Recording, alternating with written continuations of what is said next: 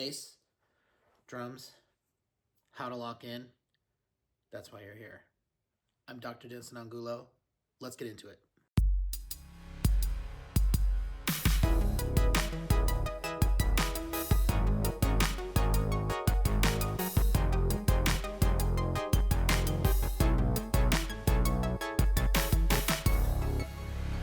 Thanks for checking this video out. First, I want to say, if you are on Instagram and you're part of the Dr. Basius Council, thanks for voting for this video.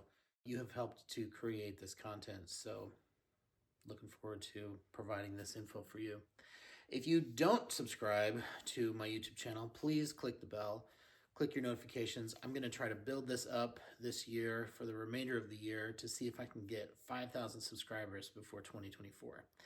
And so if you haven't subscribed, please do so. If you like bass stuff or drums or Star Wars or any of this other kind of stuff that you see on my channel, please sub. And if you also know someone that would benefit from this information, please share it with them. So I'm trying to spread this a little bit. So thank you so much. All right, let's get into it. So I am talking about how to lock in with your drummer, but there's a disclaimer. Everything I'm saying to you goes with the presumption that your drummer is super solid, can play lots of styles, so I'll make a video later on how to get with a drummer and grow together and become better together as a team. But this video is, let's say you have a gig and the drummer is more experienced than you are as a bass player. How do you lock in with them? So that's what this is all about. So let's get into it. I'm gonna grab my electric and we'll start talking about it. As I discuss playing with a drummer, take everything I say with a grain of salt. It's based on my own experience and how I figured out how to do a lot of this stuff on my own. I was self-taught for many, many years before I went to college, and finally got a teacher in college. So a lot of this stuff I figured out just by trial and error and being told what to do by drummers. And so let's get right into it. I practice with a metronome. I've had this metronome for 30 some odd years, 29 years probably, and it's old. But it works great, and you can use a metronome with your phone or the web, YouTube, whatever. There's tons of stuff out there, but I still use this on occasion. And so I've got it set where I can just hear time, and it's set for 100 beats per minute. And so I just want to play muted strings with going across the strings. So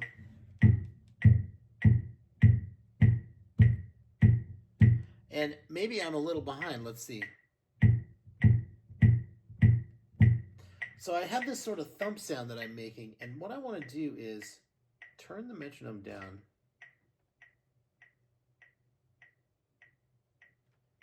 so that I can barely hear it, and then try to play along with it. And so if I'm accurate, I will mute out or cover up the metronome sound.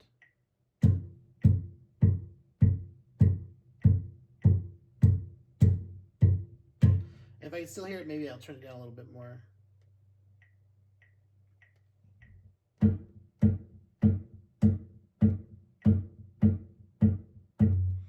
And so what I'm trying to do is, as I pluck the string, I want to get the sound of that thump to come out on time with the metronome. When I play a note,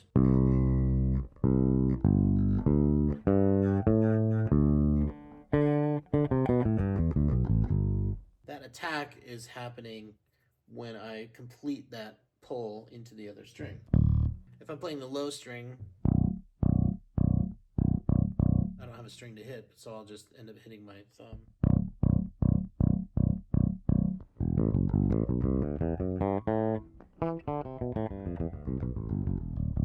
So you can see how I'm kind of doing that stroke. So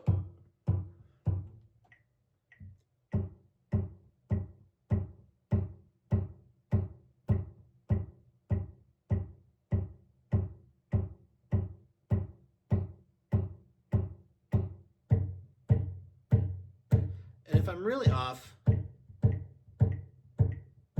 you know, you'll be able to hear, you know, you'll hear it first. So that's kind of the first thing I want to start working on. And what that helps me to do with the drummer is find their pulse, like whatever that person is going to be pulsing with. So it depends on the style of music. If you're playing funk, a lot of the times it's hi-hat and kick drum. If you're playing jazz, it's very much ride cymbal, hi-hat. Latin, it just depends. It's always about the clave, with you know, Cuban styles and stuff like that, and styles from Brazil and all over South America. So it really kind of depends on what the drummer is actually playing, and that's why studying a lot of different styles is also very helpful. But let's say I'm just playing in a simple like funk group or something. I want to lock in to whatever that pulse is. So I've got my beat buddy on the floor here. I'm going to use this in this next little demo. So I'm going to start it up.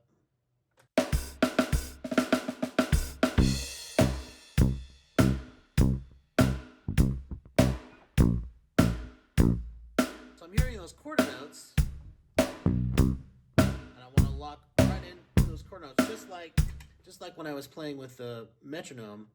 I'm plucking so that I'm thumping right on time with that hi-hat or that kick drum. Right now I chose quarter note based funk because that's all I'm hearing is quarter notes.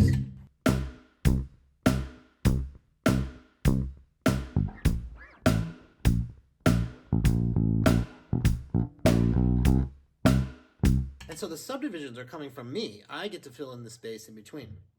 But sometimes the drummer is doing the subdivisions and I should be playing less. So now I have eighth notes in the hi-hat.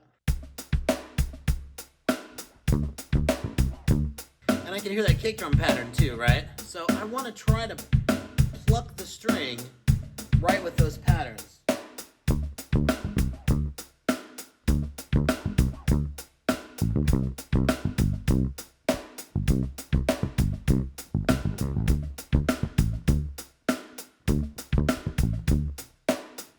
Now, one of the things I love about the Beat Buddy samples is there are very subtle notes that you would hear, like grace notes or ghost notes in the snare on this pattern. So listen for those really quick.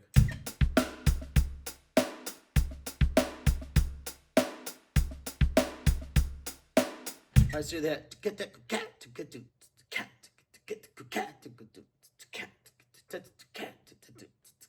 And so I know that there's 16th notes on the brain through this groove, so I can use that subdivision level to create some of my stuff.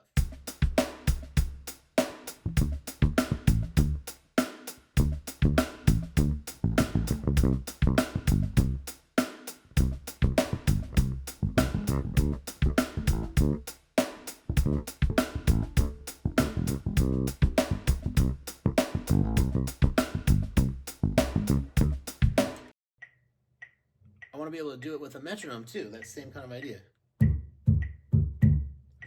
Whenever I am playing a rhythm that goes with the metronome, so on the downbeat, I want to make sure that I'm locking into that downbeat.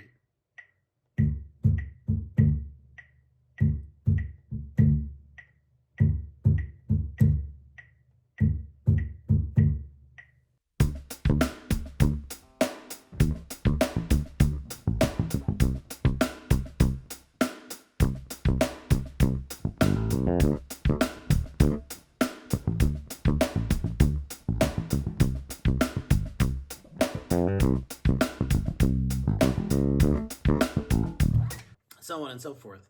So as I'm working on whatever it is, whether I'm playing a song or playing in a band or playing with, you know, playing written music that I've got to read or whatever, I'm always trying to find the drummer's pulse or subdivision. Okay, so I have to think about as well the style and what idiosyncratically that style is going to require as far as time is concerned. So with like a triplet-based blues, I've really got to think about the triplet subdivisions. I've got to lock into the pulse of whatever the drummer's going to do. So like on a blues, for example,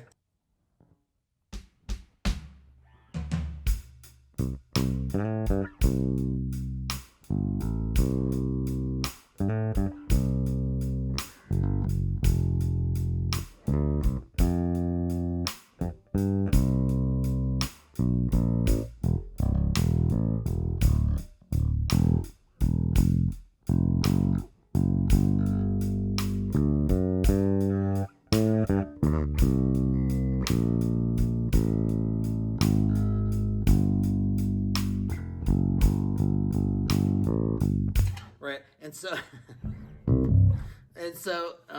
I've got to be able to lock into those subdivisions. And it's just playing with a metronome. So I can set my metronome up. So trying to feel or imagine what the drummer's doing, you know. Boots, cats, boom, boots, cats. My kids say boots and cats. Boots, cats, and boots and cats.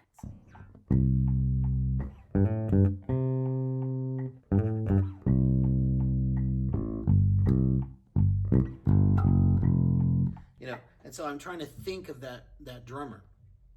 Now, something else that you can do that's actually really helpful, play some drums.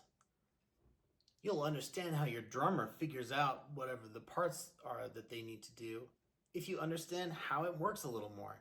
I started playing drums in 1995-ish. And, you know, I do gigs on drums on occasion, but mostly I do it so that I can teach and so that I can record and play and do my own thing with drums. But I'm thinking about all of my limbs playing together at the same time when they need to play together at the same time. So, for example, if I have the bass drum and the hi-hat playing on the 1 in that 6/8 thing, that has to happen right together. I can't flam it or, you know, I really need to think about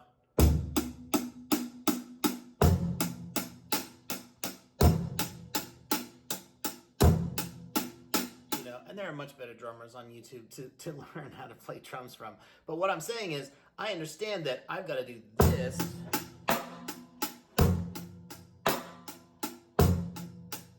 And if I can do the movement, if I can sort of figure out how to do it, man, it makes such a huge difference on understanding where that pluck needs to happen so that the sound comes out of your cab at the same time as the sound happens when the drummer does that. It's so helpful to play with drums.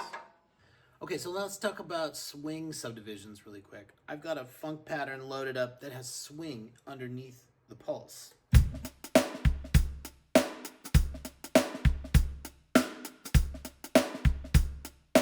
But what do we hear? In this particular beat from my Beat Buddy, I hear straight 8th notes in the kick drum, and 2 and 4 are happening where they happen, but it's in the hi-hat and the ghost notes that I hear the swung element, right? And I don't necessarily need to lock in with the swing part of things unless I'm going to be joining them. So I'm still thinking about that stuff.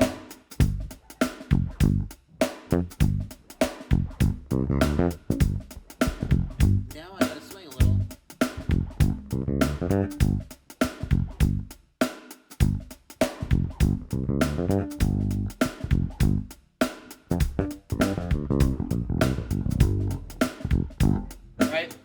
So I'm still locking into where those pulse elements, quarter notes, 8th notes, you know, the bigger pulse elements as it kind of filters down into the smaller subdivisions.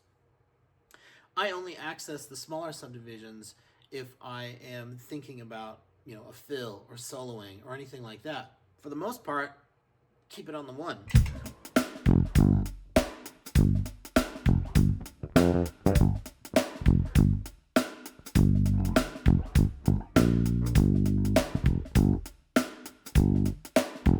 But any ghost notes I play, anything like that, it's going to swing and match the drummer's subdivisions. So always try to match the subdivision of the drummer's pattern.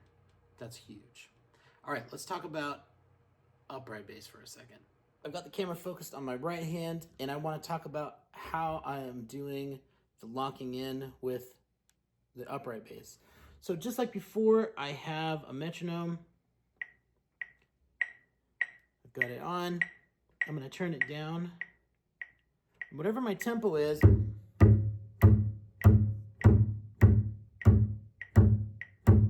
I'm off a little bit, you'll hear it, but I'm going to turn it down a little more. And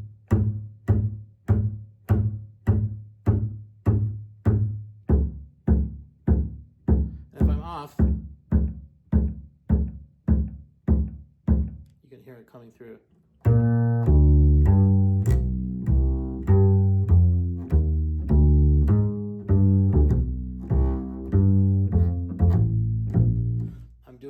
output subdivision.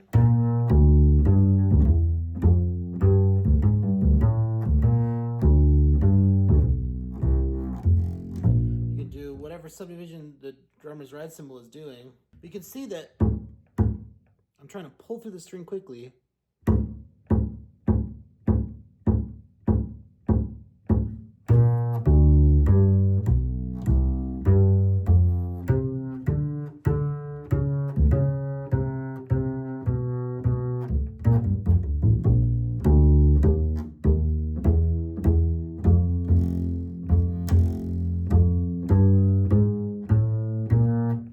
The thump should come out with the ding of the cymbal.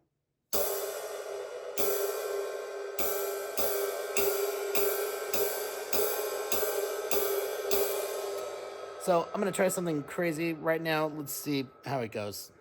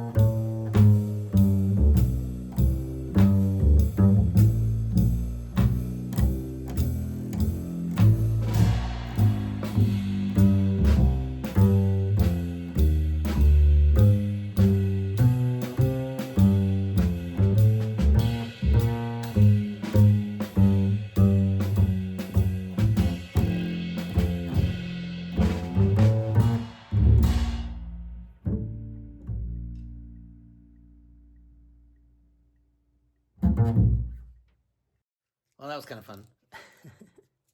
So it's a very simple explanation, but it's a lot of work. So take your time, be patient with yourself, and, work with your drummer, hang out, play with the metronome together, and eventually you guys will find a thing. You'll be able to lock in with your drummer, and everything will feel way better. Anyway, thanks for watching. Be sure to like, subscribe, share. Let's build this YouTube channel up this year. We'll see you later. Thanks.